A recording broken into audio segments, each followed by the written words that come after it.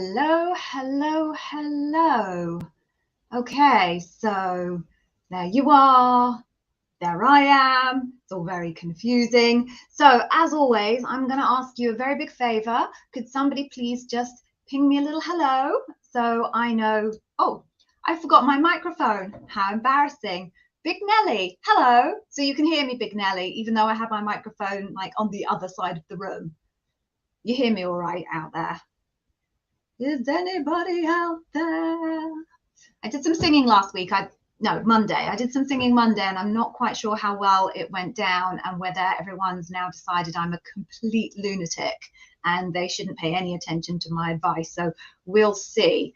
Okay, so we've got a few people already here, so that's exciting. So we have Big Nelly. Hello, Big Nelly. Welcome, welcome. You are definitely new to my channel because I would know if I'd seen that name before. So welcome. Thank you for joining my live. We've got, I'm going to go Ty J. Hello, Ty J. Tell me if I've got that wrong. Let me know where you're from as well. Please do let me know where you're from. And so I've been doing a temperature theme because I'm still slightly obsessed with the change of temperature that's happened here in the UK. So love to hear where you're from and what fabulous temperatures you are enjoying so that I can live vicariously through you because I'm miserable. I'm very cold here in the UK. So tell me where you're from.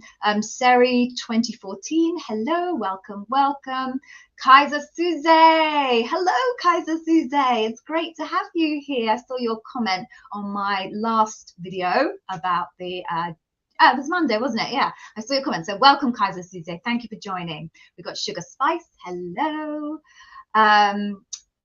Sandy, can I help you dissect the LPs on the job description? I can. I'm not doing it for one of my live sessions for probably another month or two.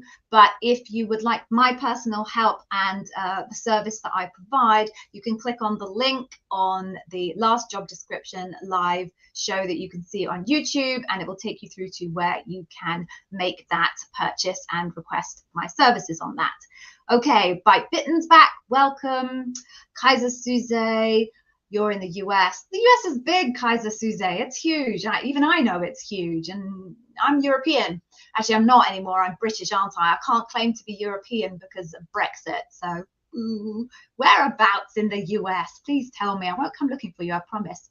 We've got Big Nelly. You're in Manchester. Cool. I went to uni in Leeds, so know Manchester pretty well. Ty J. Oh, TJ. Okay, TJ, I've got it. Got it, TJ. You're from New Jersey. Okay. Okay. You were at my members session a few weeks ago. Sorry. I don't always remember these things. I go through so many in a given week. So sorry if I forgot you there. Glad to see you back. Great, TJ. Thank you for joining. And Kaiser says that you're in Virginia. Virginia. I've always wanted to go to Virginia. I'm sure it's a really awesome place. The South really fascinates me from I'm sure North America, the northern part states of America are fabulous. We're not going to get into the whole South-North thing here, but I do love a Southern accent. So I'm going to try a Southern accent because I always do like to try an accent. And Kaiser Suze, you can tell me if I'm an idiot. So, right. So my Southern American accent would be a bit like that. I'm not quite sure what state my Southern American accent would sound like it's from. Maybe you can tell me, but that would be my attempt at a Southern American accent. And I am so sorry if I am offending anybody at this point. Okay, back out we go. I do like to try accents. I hope I don't offend people when I do them. The Scottish one was quite amusing with the person from Scotland.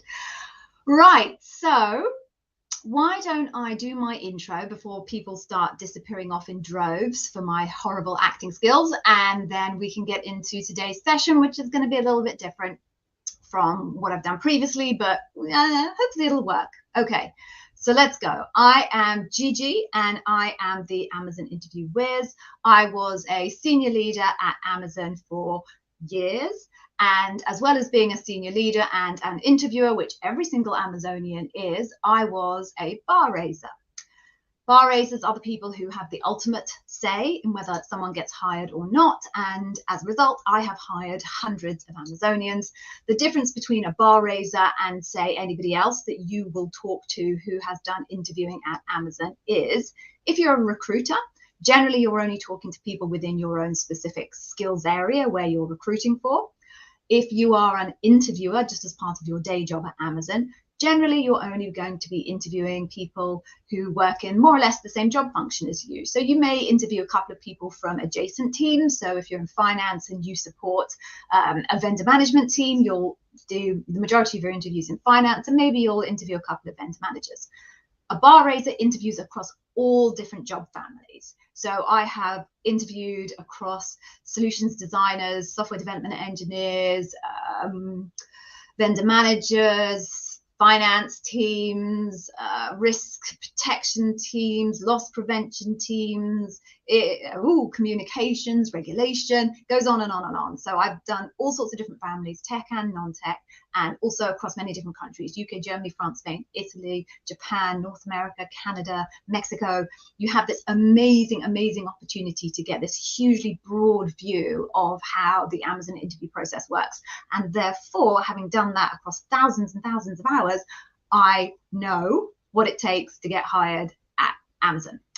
Whilst I was at Amazon, I realized that the people who had, you could see the people that had proper interview preparation support.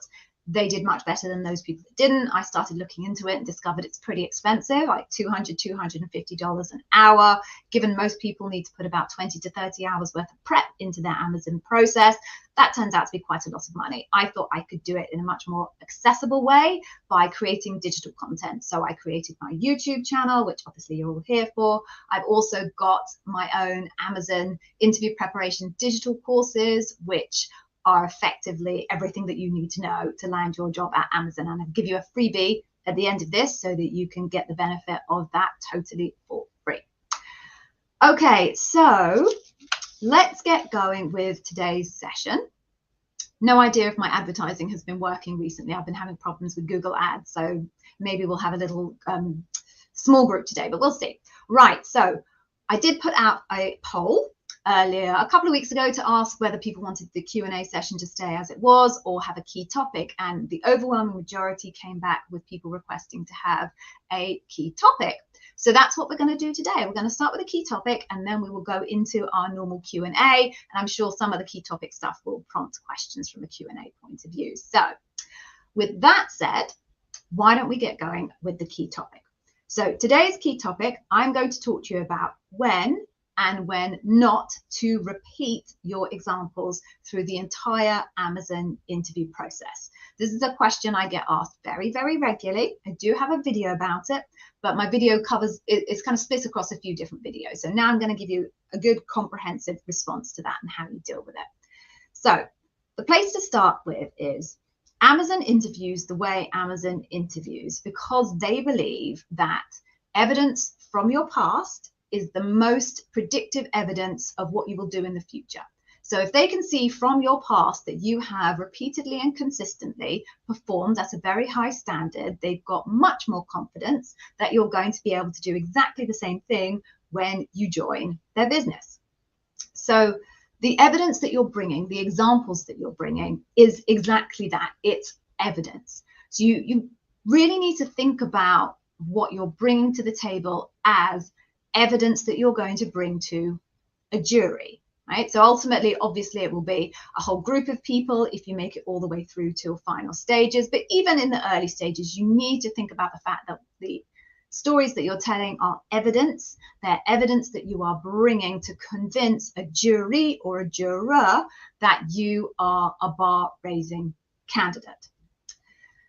If you think about evidence in that way, as if it was a court case, in the court case, you are trying to prove to the jury that you are bar raising. That's the case that you're trying to prove.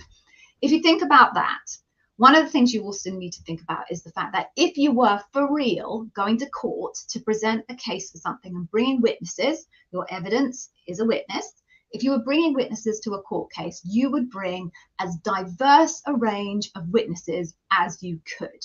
Because the more people, the more evidence you have that supports the case that you are bar raising, the more convincing the case is. If you have lots of unique pieces of evidence to support the fact that you're bar raising, it's more convincing. It would be the same if you were bringing witnesses into court. The more variety of witnesses and the number of witnesses that you have to plead your case for you and present that evidence, the more compelling the jury will find the bank of evidence.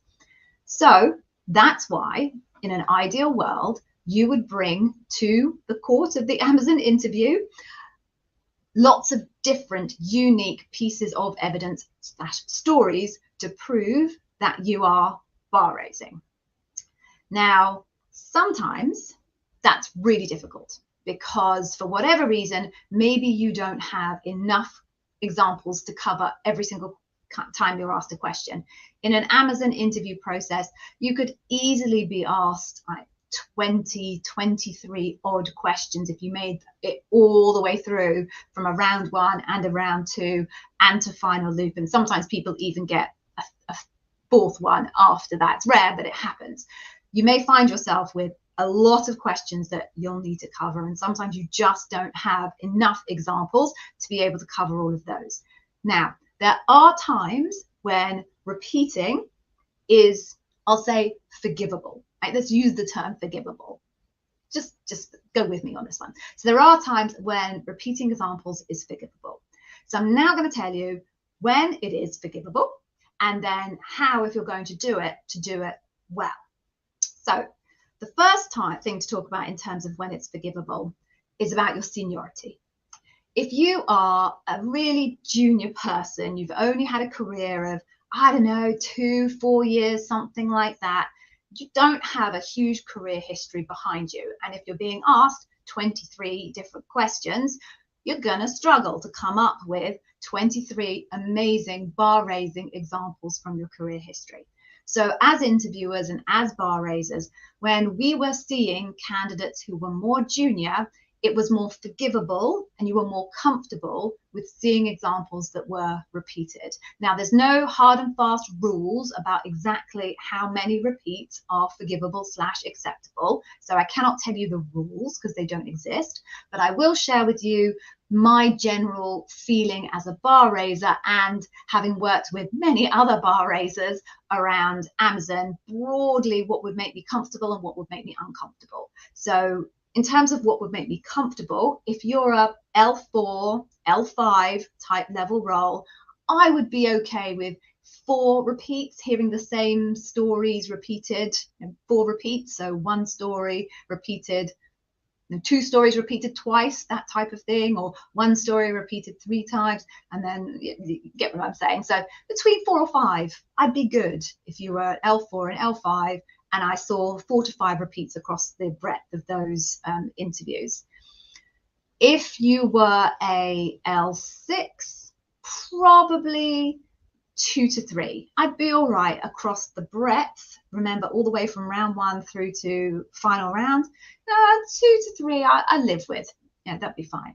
If you're an L7 or above, you've got you should have quite a material career history behind you. If you've made it to an L7, you have to probably have been working for maybe 15 odd years.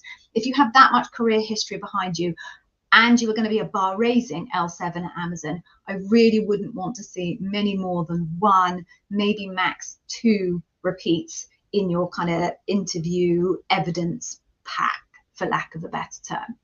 So that's kind of when there's forgiveness, if you like, from a repeatability point of view. The next thing to think about for forgiveness from a repeatability point of view is if you've got a really big project. If you've got a really big project that has spanned a year, 6 months, something like that, if you're in a role where you tend to do really big, long-term projects, then it's much more understandable that you're going to have to find yourself repeating over and over, because that's all you do in any given year. You've got one massive transformation project or one massive research project. So they definitely will understand that context. And I'll tell you how to do that well when you're talking about having only big projects in a minute. And then the third one where it's kind of forgivable to repeat is if you've got an example that is really complex. So a really big, meaty project that has so many different working parts, different people, different processes, different systems, different goals, different objectives. When you've got a really, really big, complex project, then it is forgivable to see that thing come back and back and back, because you're probably not squeezing the most juice out of a complex project if you only ever use it for one leadership principle. So that's about the when. So let's talk about the how. So let's say that you are one of those individuals where you're either pretty junior, as I said, or you've got this really, really complex project that you want to squeeze all the goodness out of. How do you go about using the same example again without effectively just saying exactly the same things and giving basically the same evidence between different interviewers? The best way to do this is to, and I talk about it quite extensively in other things, reshape. So reshape your example. So create the example with a focus on one leadership principle, and then recreate the exact same example with a focus on a different leadership principle. Now, of course, you'll find yourself in both versions touching on each of those leadership principles. But if you really understand the leadership principle really, really well, you should be able to create effectively two different versions of exactly the same scenario, so that when you do explain it, although it's the same basic construct, you are able to really demonstrate different leadership principles. So that's the reshaping piece. The second piece then is if you've got that really large project, in that case, what I suggest is that you break it down into chunks. So if you've got a project that lasts a year or a project that lasted 6 months, think about how you can break it down into phases. It might be phase 1, 2, 3. It might be different layers and work streams that you can break it into, but break it down into chunks so that when you are talking about your example, you can clearly say to your interviewers, this is the big project, but I'm going to focus on phase 1. This was the main goal of phase 1.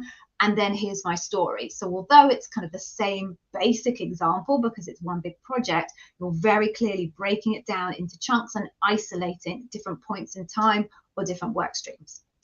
Okay, so that's how you go about using exactly the same example, but making it sound very, very different. You need to warn your interviewer that you're going to do that, right? It's really, really important. There's a strange mental psyche that goes on when you read a set of interview notes where you've written your notes and then you've seen somebody else's notes after you've written yours, and you see the same example appear in theirs. There's almost something, it's hard to describe, it's just feels disappointing. I don't know why, but it feels disappointing that you got this example, you loved this example, and then, oh my goodness, someone else was given it as well. It's a bit like knowing somebody else got the same present as you at Christmas. Like a bit, oh, I thought that was special for me. So there's a disappointment around it. You can negate that disappointment by just warning your interviewer that you have used this example before. Just say, just wanted to let you know, I have used this example in my last interview with Bob or in round 1 of my interviews. I'm going to take you through it again, but I'm going to talk to you about some very different elements of it. So then they're expecting, when they do see the other interviewer's notes, they know it's coming and they're less disappointed that you've chosen the same gift to give to both of them. And then the final thing to think about is the written sample. So this is the other instance where repeating is actually sometimes quite a good thing. So the written example, which some of you will get and some of you won't, if you are interviewing for an L6 or above role at Amazon, you will be asked to do a written sample. If you're interviewing for maybe an L5 role, but as a product manager where writing is an incredibly important part of your day job, then you'll also be asked for a written sample. The written sample isn't something that everybody reads. The hiring manager and the bar raiser are required to read the written sample, but nobody else is required to. They may, but they may not be required to. The purpose of the written sample is to be able to get a sense of, can you string a sentence together? No decision is made in Amazon without someone spending a large amount of time writing a document, which then everyone sits in a room and reads in silence for 30 minutes and then discusses. So the purpose of the writing sample is to be able to be confident that if you came into Amazon, at least on day 1, you wouldn't do a horrible job of writing the document. And that's what its main focus is about, which is why not everybody reads it, because not everybody needs to know that you can write a document. The bar raiser and the hiring manager definitely need to. So if you've got a fantastic example that you've used for your written sample, and you want to make sure that that example is used for behavioral information, not just for proof that you can string a sentence together, you might actually intentionally want to repeat it in your interview, so you make sure that the behavioral data from that written sample is included in the conversation that will be had at your debrief. So that's definitely a strategic decision that you need to think about. Again, I would say if you're going to roll it out in your interview, having done it in your written sample, you should just let your interviewer know, I used this in my written sample. Love to talk to you about it now in response to this question. And again, then they're expecting it. Okay, and then just to clarify that the advice that I give you here, it applies across both round to round to round, and it also applies in the final stage where you're going to have back-to-back interviews. Some of you will do it in a single day, some of you will break it out across 2 days or 3 days, but the same points apply. It is still considered a repeat if you mentioned it in round 1 and you don't mention it again until your loop. All of the data is available to everybody. Every interviewer will read all of the notes that came from individuals who interviewed you before them. So repeating counts across all of the rounds as much as it counts within the final round. Okay, so that is all about repeating, when to, when not to, and how to deal with it. I hope it was useful. I'll see later in terms of my numbers whether I lost loads of people talking through this, but hopefully that's insightful. So having done that, then why don't we now move on to what we would usually do at the Q&A, which is for you to ask me your questions and I will answer them. Please do that by putting your questions in the comments. I will try and pick ones that are useful for everybody. Please don't ask me very specific questions like I have an interview for this type of role tomorrow. What questions can I expect? I cannot answer that question. And there's a level of specificity that one person cannot know everything about all of the many thousands of roles at a technical level in Amazon. So if you ask me those questions, chances are I'm not going to be able to answer them. The other thing I will say is please do like this stream. So if you give positive signals to YouTube about the quality of my content, it will then boost my content in the algorithms. I put a lot of effort into this for you all, so I please ask you in return, before we move on to the next session, please press the thumbs up button on the stream. So I'm going to count down from 3. At least I got the right number of fingers up. I usually mess that up, which is embarrassing. I'm going to count down for 3, and I'm going to ask all of you to like the stream, okay? It's a bit humiliating to have to beg, but hey, I'm not beneath begging. 3, 2, 1, go! Like the stream, like the stream, like the stream. You like the stream, you like the stream. Oh, like the stream, like the stream. I'm surprised anyone's left after that. I hope, please, thank you. If you have liked the stream, I'm very grateful. I can't actually see the numbers here, but I'm going to assume you did and that my singing didn't make you all scream and run in another direction. Who knows? Maybe it did. All right, so having done that, let's get on with it. Let's get on with the show. You ask me your questions and I will give you your answers. So, okay, Sari, that's an interesting question. Do I remember a memorable answer a candidate told me? So it's a good point because we interview thousands of people and so many, you do forget. I have a very good memory, so I tend to remember most of them. I've got a bit of a photographic memory, so I tend to remember people's faces. I guess the things that have stuck with me the most are either if it's just a really unusual context. Now, there's nothing you can do about that. Either you work somewhere that's really provides the unusual context or you don't.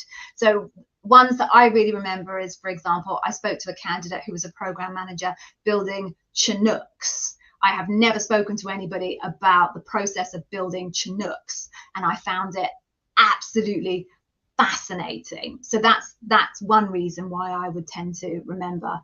Other examples where I really remember is where something quite devastating has happened to a candidate. It tends to surface when you're talking about the failure questions. That tends to be in our Write a Lot, where something really difficult and horrible has happened to a candidate and they have managed to really, really claw it back and come out with, as best as they can, a positive outcome and taken a massive learning.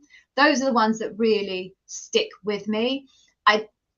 Candidates who give me good examples that are delivered in a nice, clean structure, you know, with the good results, etc. For sure, they're good at the time and they will definitely get the credit for that in debrief. But years down the line, those ones don't stick with you. It's the ones where you just go, wow, I'm either so interested in that, or wow, I'm so glad that wasn't me. Those are the ones that stick. So I hope that helps in some way, Sari 2014. Dave. Okay, Dave, I answered that a few seconds ago. So that was part of the story that I shared. So if you missed that, please just go back earlier on in the video when we finish and you can get the answer to that one. Okay. Okay, what else do we have? So when you have a strong story for certain leadership principles, is it a good idea to use stories from previous different job function? Okay. Yes. Okay. So highlighter, great.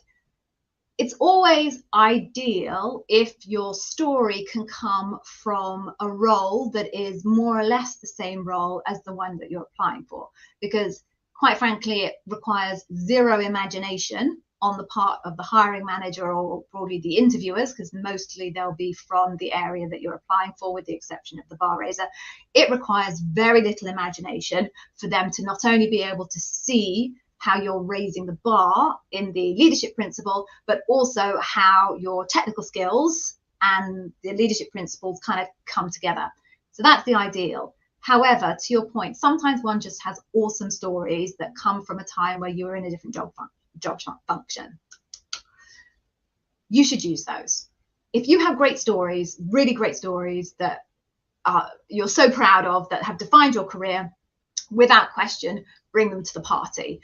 My warning would be, you need to bias towards, if you possibly can, the roles that are similar and throw in a couple from roles that are not similar, rather than having all of your examples from roles that are not similar and then only throwing a couple in from when you did have a similar role, because that's also going to make your interviewers think, why am I only seeing examples from when they were in sales if they've been in marketing for the past 4 years?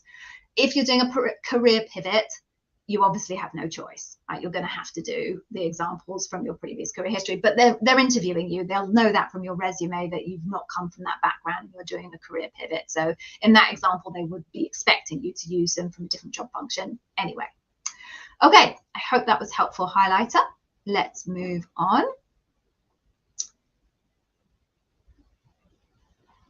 Yeah. Hey, Ashley Green.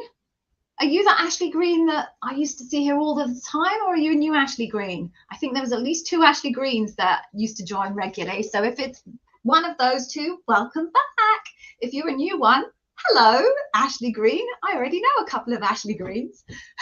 Okay, so does every story need some kind of data? Ideally, yes. In an ideal world, you are able to explain to your interviewer in some kind of a metric the result of the work that you did. Now, sometimes it just won't work out like that. So, no, I don't know, sometimes earn trust examples are pretty hard to come up with data for.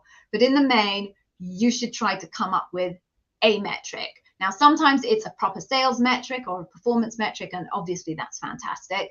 Sometimes you'll have to turn what would usually be a qualitative metric into a quantitative metric. So let's say, for example, that you had a project and you created some new process to speed up the end-to-end delivery of a project. So you wouldn't want to go in saying, my process made it much easier and much faster to deliver our next project. You'd want to be able to say, my process meant that on average we used to deliver a project in 6 weeks. Now we're able to deliver it in 4 weeks, something along those lines. You're specific here about, some kind of data. 2 team members use my template to make their day-to-day easier. I would consider that quite weak data, because I don't know, what does that mean? What does it mean that you're making their day-to-day easier? It's a very fluffy one. If I was to try and convert that into something a little bit more firm that would make sense, I would talk about something along the lines of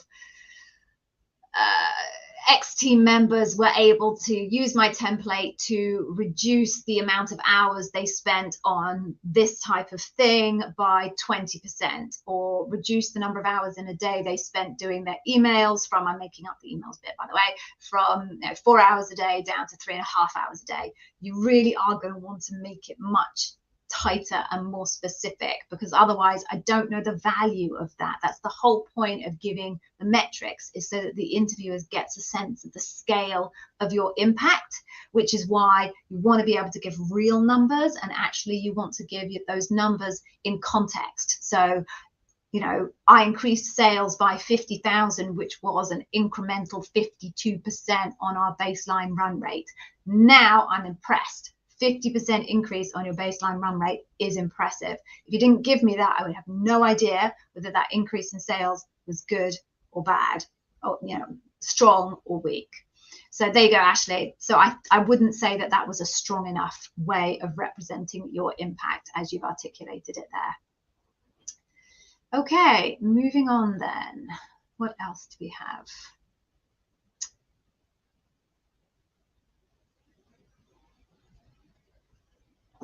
Okay. What would be the difference between the final interview for an L6 and an L7 product manager? There's no difference. There's no difference in an interview between an L4 product manager, there are no L4 product managers, an L5 product manager and an L7 product manager. The actual interview experience, everybody, is exactly the same. No matter what level you're at, the expectation is what's different. So I would expect a very different scope and complexity answer from a principal product manager, which is an L7, from a senior product manager, which is an L6. So it's you that drives the difference, not the interviewer. So if you're an L7, I want some really big, tricky, complex examples. I want projects that have big impact.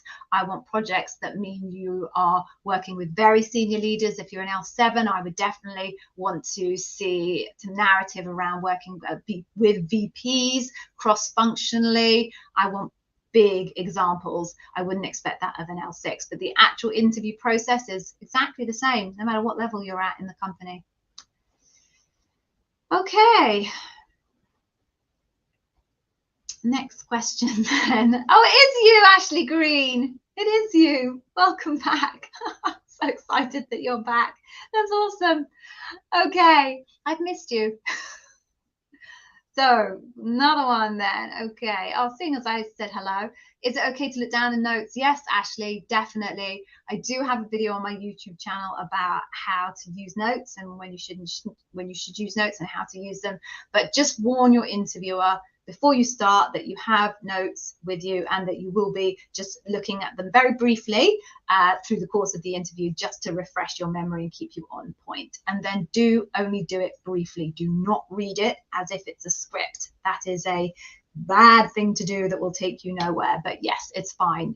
It's not a memory test. I say this all the time. Interviews are not memory tests. So you should have some brief notes and just warn your interviewer that you'll have them, and then they won't be surprised when your eyes are flicking up and down. Okay, what else do we have? Okay, hey Omi, so you've got your first interview for a PM role. Oh, I'm glad my videos have helped you. Would you recommend a less than 6-minute answer on the phone screen as well? So I don't think I recommend a less than 6-minute answer anywhere in my content, do I? Don't think I do. Okay, so I don't have a recommended length of time specifically. I say vaguely, and it's a very broad bucket, you're probably going to want to have your answer running somewhere between 4 minutes and 10 minutes, because it's going to depend on the scope and complexity of your example. So if we go back to the question that Andrew was asking a little bit earlier about the difference between L7 and L6. If you're an L7, I want a big example. I want complexity. I want all sorts of things going on. I want interactions with different people. I want hard, big problems to solve. If you're going to talk to me about a hard, big problem, for me to really, really understand all of the behaviors that you executed that were bar raising at L7, it should take you a lot longer than it would if you were talking to me about a really simple example when you were in L4 and you've only been in work for a year or two. So if you're in L7, I'm expecting you to take quite a long time on your example, because if you're not, then there's not enough scope and complexity in the example. If you're an L4 and you've only been in work for a year or two, and you're talking me through just, I don't know, a spreadsheet solution that you created so the team could track POs, I've made this up, hopefully everyone knows what a PO is, then it's not going to take you 10 minutes to explain that to me. It's going to take you probably about 4 minutes to explain it to me, because it's a very simple example without a lot of complexity in it. So really, you've got to decide what the right length of example is for your example. How complex is it? My suggestion is, and I coach this in my interview preparation masterclass, what you should do is write down your example as you would want to tell it, and then ask yourself against every single line, is this information important context? If this information wasn't in my explanation, would the interviewer even understand what I was trying to tell them?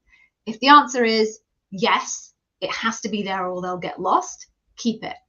If the answer is no, if I never mentioned this ever, it wouldn't make any difference to their ability to understand my story, bin it. Or is this information necessary to explain a behavior? Does this information help them understand how I did something? Not what I did, but how I did something. If it helps explain how you did something, keep it. If it doesn't help explain how you did something, bin it. And through a process of editing, you should get to a point where your example only includes important context information and information that demonstrates behaviors. If that's 10 minutes because you're in L7, that's good. If that's 4 minutes because you're in L4, that's good too. So really, you have to decide what the right length is for your example. And I really urge caution against listening to people who say that everybody's answer needs to be between 3 and 4 minutes long. If you're in L7 and I'm trying to hire you to do some massive, massive, big money projects in Amazon, and you give me an answer that's only 4 minutes long, I'm not going to get the confidence that I need that you are a bar raising L7. Okay, I hope that helps, Omi. Thank you for asking the question. Okay, Omi, I can see your comment below. Same point matters. For me, it's not 6. It's the appropriate length for your particular answer, depending on the level that you're applying for and the complexity of the example. Yeah, so this is a good question. Sean, is it Sean San? Not sure how to say that. So apologies if I said that wrong. How do you know what level a role is at? Not easy necessarily. So usually a role, kind of from the nomenclature point of view, looks like this. Although I'll tell you this, and then there'll be a million examples that don't follow this rule. So sorry about that. But usually this is what it looks like. If you're an L4 and L5, it's a something manager. If it's an L6, it's a senior something manager.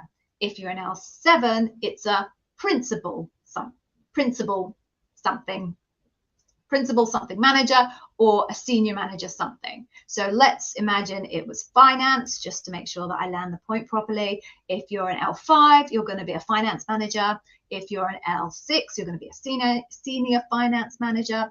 If you're an L7, you're going to be a senior manager finance or a principal finance manager. Now that's broadly it, but I've seen there are so many job descriptions, because I do job description review services as well for people, where the job title doesn't conform to that, generally because when they're trying to recruit externally, you try and find a job title that makes sense in the outside world. Quite often job titles in Amazon don't translate to the outside world. So if I was looking for a senior marketing manager to do lifecycle marketing for me, as an example, I would have probably done senior lifecycle marketer. That's not actually a job title in Amazon. You'd end up in Amazon with a job title of senior marketing manager, but that's the nuance of it. In terms of years experience, I wouldn't personally go with years experience to know what level it's at, because it's going to vary. I mean, I know that for an L6 in marketing, I would probably expect someone to have somewhere between 10 and 15 years experience from a marketing standpoint of view, but that's just marketing. I'm sure the number of years of experience that defines each different level is going to be very different for different job families. So the best thing you can do, although you may not get that answer, is to ask your recruiter what level the role is at. Hopefully they'll tell you, maybe they won't. But really, in terms of what I'm talking about in terms of my expectations based on the job level with how many repeats you can get away with, or my expectations as to how long an example should be, I'm afraid the ball is very much in your court to challenge yourself on how big and meaty, if we're talking about the complexity of the example and therefore how long it is, how big and meaty can I make my example without talking a load of rubbish and fluffing about the place and packing it out with nonsense? How big and meaty can I get my example to be, talking about the behaviors, the how I did something, and very light on the context, but enough for the interviewer to understand. Now, you could be an L4 that gives me an example that is 8 minutes long, because maybe it is that complex that you are able to talk that long with only relevant information. So it really kind of is up to you to challenge yourself on how complex was this project really, and therefore how much can I talk about my hows. There's simply no easy guide to what's an L5, what's an L6, what's an L7, and then cross-correlating to how long should my examples be. I wish there was. It would make everybody's life a lot simpler. Okay, so any other questions out there? Usually they come in big chunks and the whole thing just goes boom. So we'll see. But any more questions out there? See what we've got. Ah, okay. Hey, Ashley. So what if you're asked a bias for action question, but you respond with deliver results?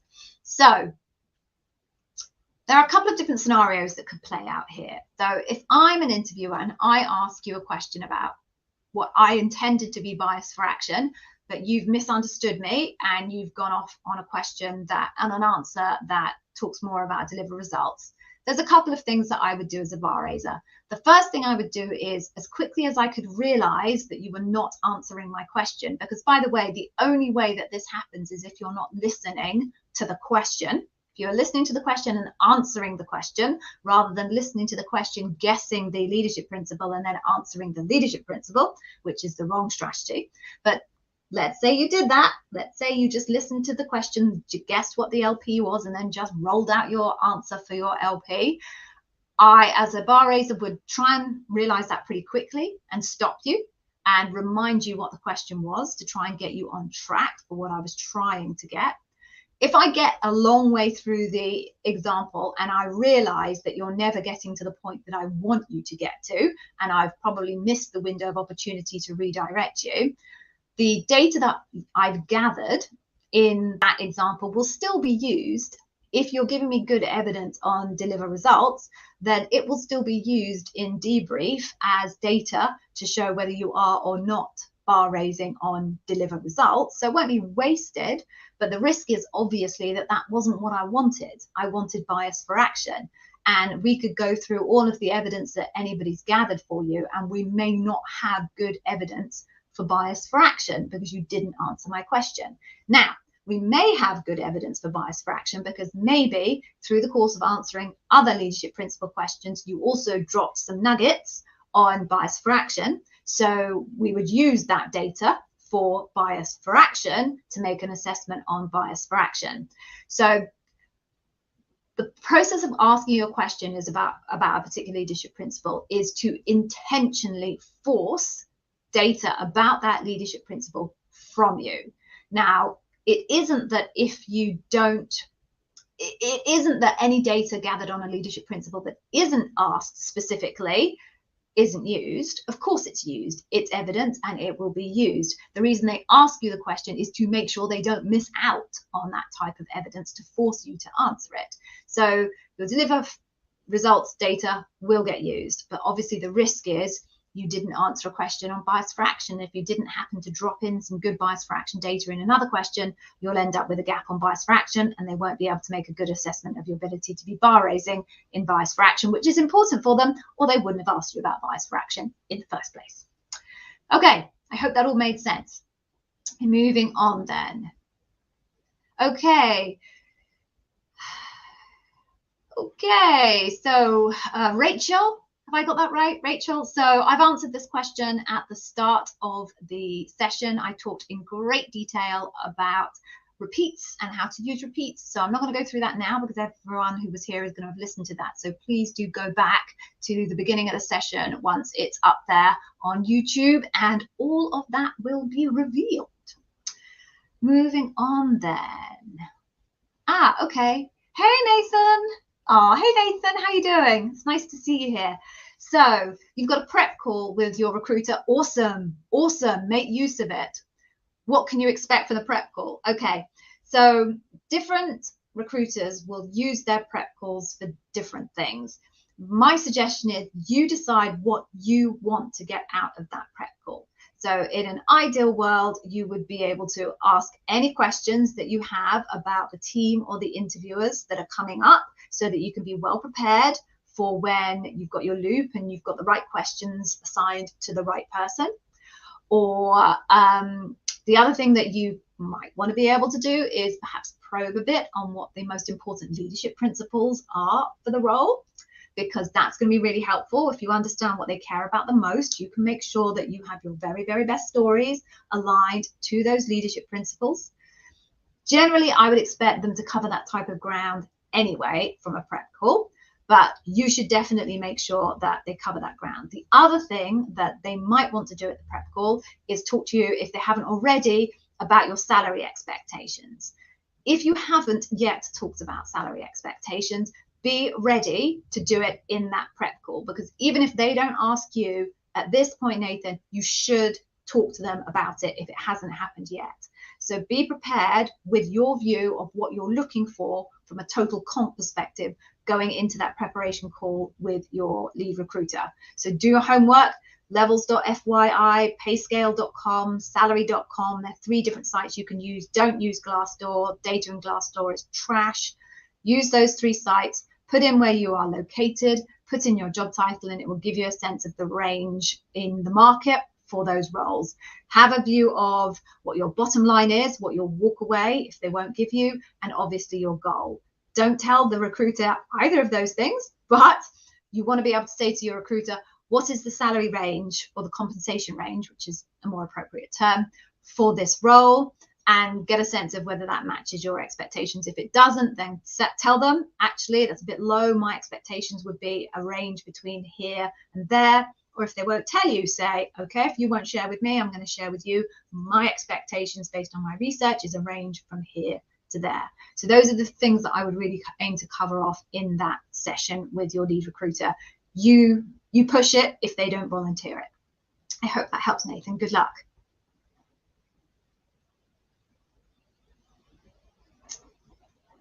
Okay, yeah, so highlighter.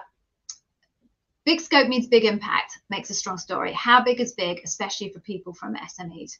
So big impact. Generally, you want to be thinking about your company. Again, I can't sit here and tell you that there's written rules that says 5 to 8% increase is a small impact, 15 to 25 is a medium. Those don't exist. I'm sorry, it's a little bit more intuitive than that.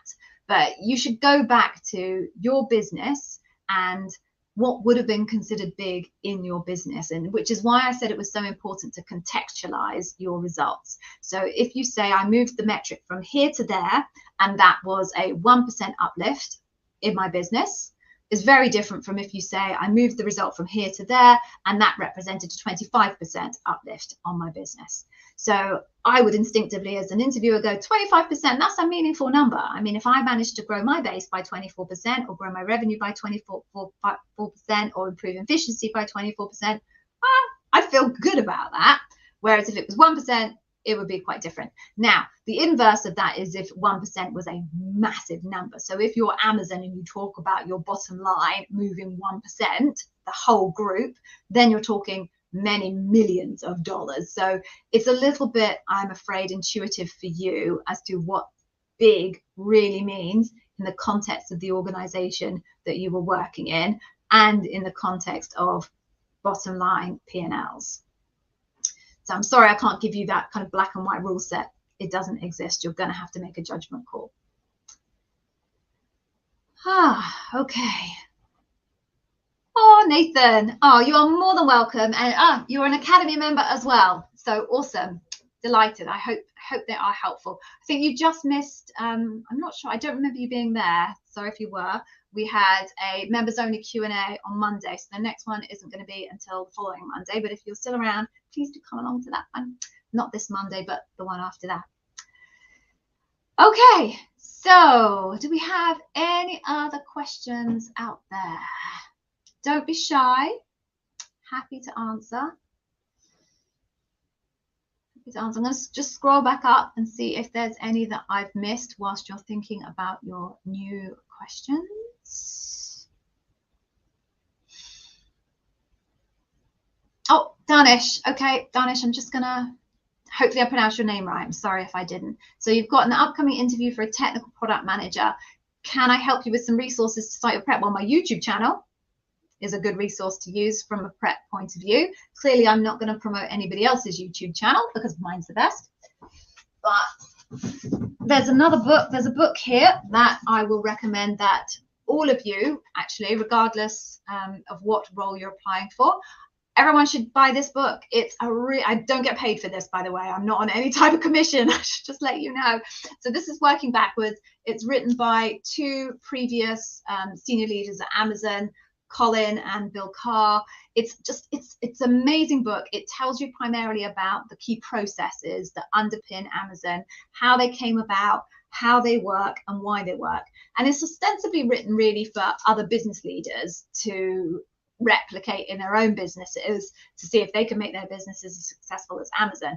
But it actually is just a really, really useful book for anyone that's applying for Amazon because it gets you inside the head of an Amazonian. It's really well written. It's written exactly like an Amazon document, which is incredibly frugal, concise, and to the point. So it's a good read. I'd recommend you read that one as well. Okay, let's see what else. What else? Oh, and I will say, Danish, the actual Amazon website for the job site for Amazon has amazing resources in it as well for interview preparation. I think lots of people don't know that that exists. So if you literally go to, I think it's amazonjobs.com, something along those lines, and just kind of surf around a bit, they also have amazing content. They have videos, all sorts of things to help your preparation. So don't overlook that. They do put a lot of effort, particularly since people like me came along and we are providing lots and lots of resources. They've upped their game in the past 6 months, I think, about the type of and extent of content that they are providing, and it's good content. So you should definitely use that. Okay. Oh, Tracy, you bought this. Yeah, you bought this. I'm glad. Okay, I should ask Bill and Colin for some commission because I keep saying it, but it really is a good book. I'm glad you bought it. I'm glad you found it helpful. And I learned things that I didn't know. And I was at Amazon for 5 odd years, and I learned things about the origins of stuff in Amazon that I never knew. So it's interesting. It's interesting just to see the evolution of what is the behemoth that is Amazon and how it started and why some of the things like bar raising came about. So cool. Yeah, everybody buy it. It's super cool. And I will go and speak to Bill and see if they'll give me some commission. Okay, so let me just scroll back up and see if there's anything else that I have missed whilst you think of if you have any other questions.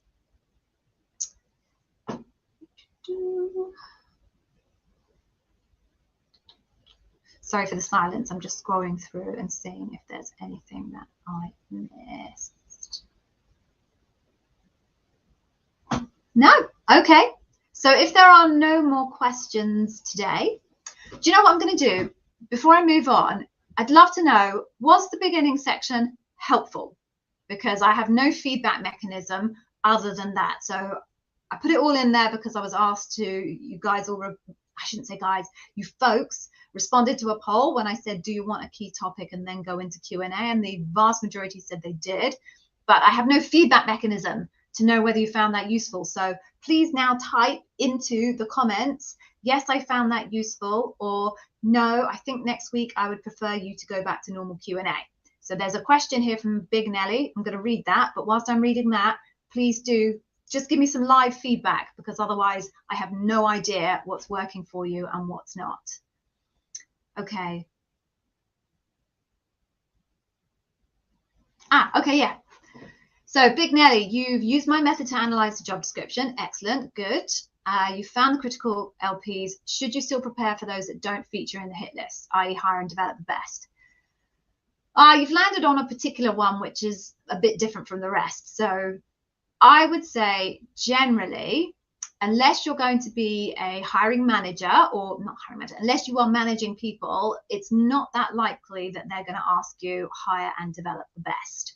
They may ask you about hire and develop the best in the context of working with your peers and supporting your peers, but generally, because there are now 16 leadership principles, that's a lot to get through. So if you're not going to be a manager of people, they generally won't waste their time asking you a question about hire and develop the best, because they've effectively used up a leadership principle that isn't all that important for the role, and they probably had to compromise on taking out one that may be more important for the role. That would be slightly different than, for example, if you did your leadership principle deconstruction and you didn't find, let me think of one, invent and simplify. So let's say you did your job description deconstruction and you didn't find invent and simplify. My response would be different. So invent and simplify is pretty much a part of every day for everybody in Amazon, because they're always trying to scale things, do things better, do things more efficiently. So even if invent and simplify is not a core part of the role, where the hiring manager has looked at the challenges ahead and thought, oh my God, unless I have a person who is amazing at invent and simplify, they're never going to succeed. They might not be thinking that, but invent and simplify is still part of everybody's job in Amazon. It just might not be the most important thing they want to be thinking about in the job description. So in that instance, I wouldn't be saying to you, forget about it, don't worry about it.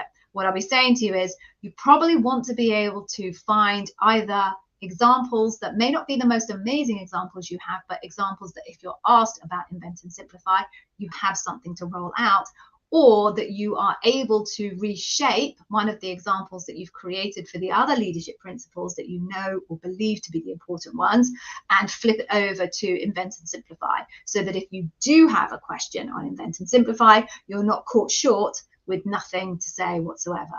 So yes, I do tell people that you really, really need to try, if you can, to find out the most important leadership principles. That's because you really want to make sure you have mind-blowing examples for the most important ones. But I'm not saying that ignore everything else, because that's a very high-risk strategy. I hope that's helpful. Moving on then.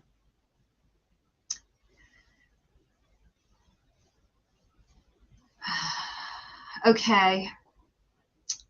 So Jay, hey Jay, so you failed second round twice, okay, and you think you're picking incorrect leadership principle answers when you're asked questions.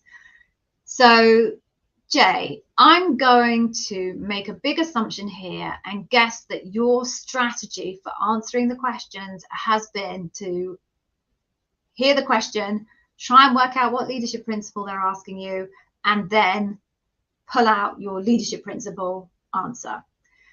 Now, don't get me wrong, if you do and can really, really understand the leadership principles and recognize what leadership principle you are being asked and answer the question, that's the golden win. You know, everyone's going to say, you know, if you can work out the leadership principle, then great.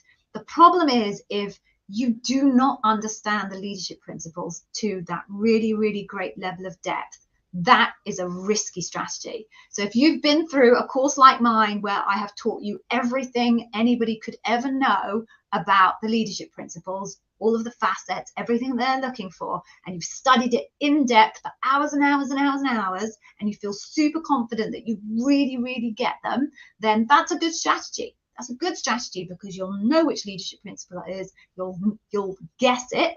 You won't guess it, you'll know it, and then you'll be able to make sure that you have your best elements of that leadership principle in your example.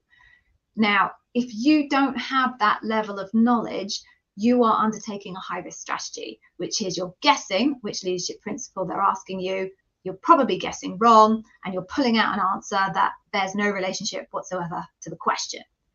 So what you want to do is answer the question. Okay, the reason why I tell people to prepare questions based on the leadership principles is not so that you can guess the leadership principle and then roll out your question.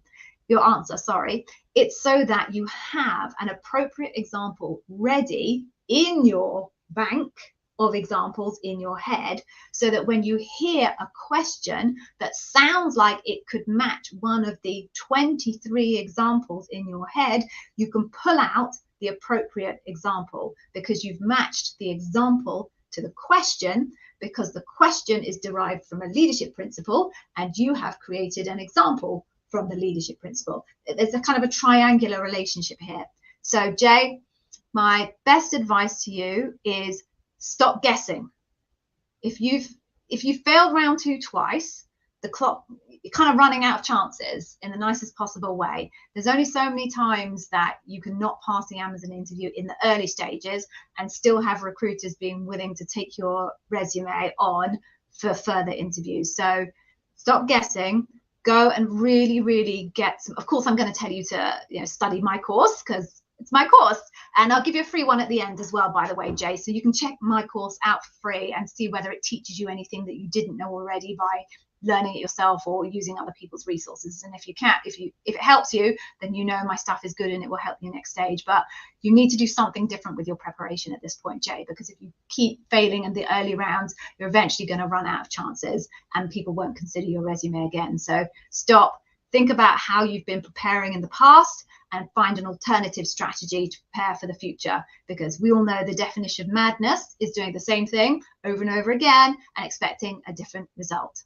So I think, Jay, you need to study the leadership principles a bit more. Knowing nothing more about you and having only had this bizarre one-way conversation with you, my suggestion is your start point needs to be really understanding the leadership principles. And I will give you a freebie at the end, so hopefully you can see whether I'm going to be able to help you do that. Okay.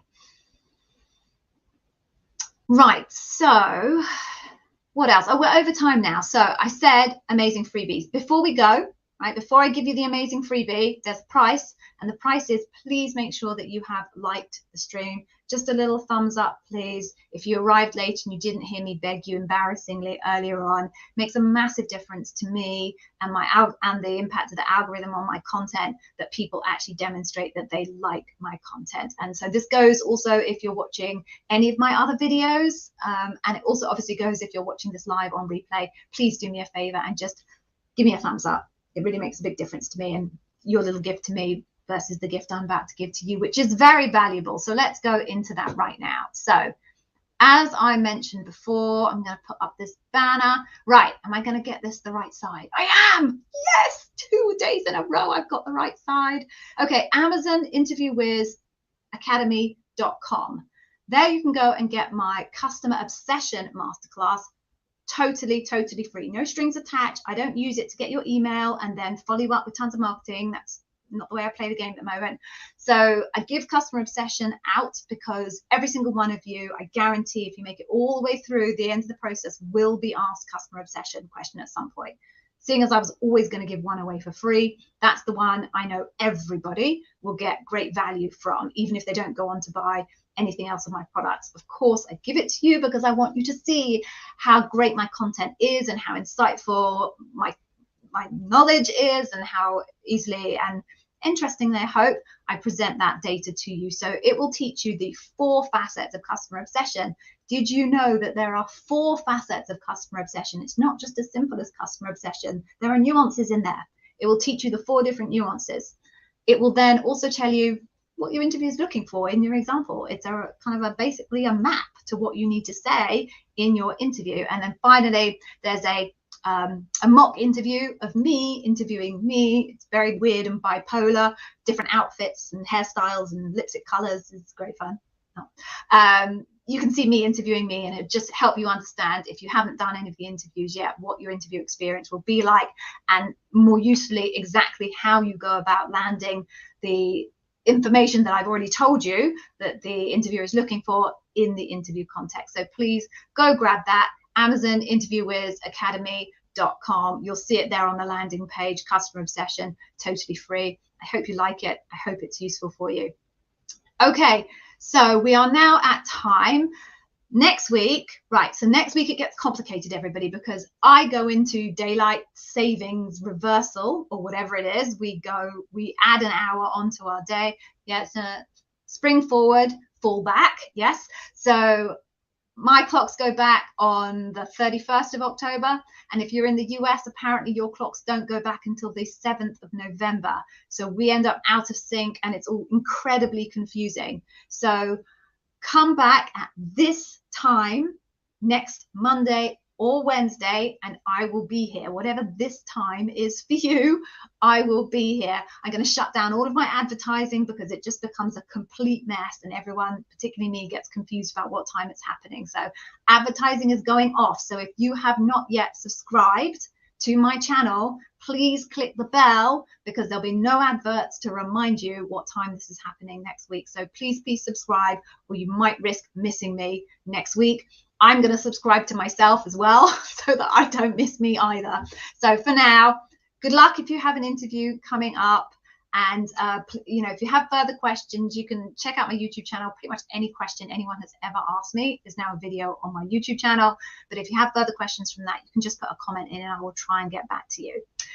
Thank you for coming. I hope it was useful for you. Please, any more feedback about whether the topic at the beginning was useful or not would be really, really helpful to guide me through for the following weeks. So until then, be safe, everyone. Please do get your masterclass for free. There's no good reason not to.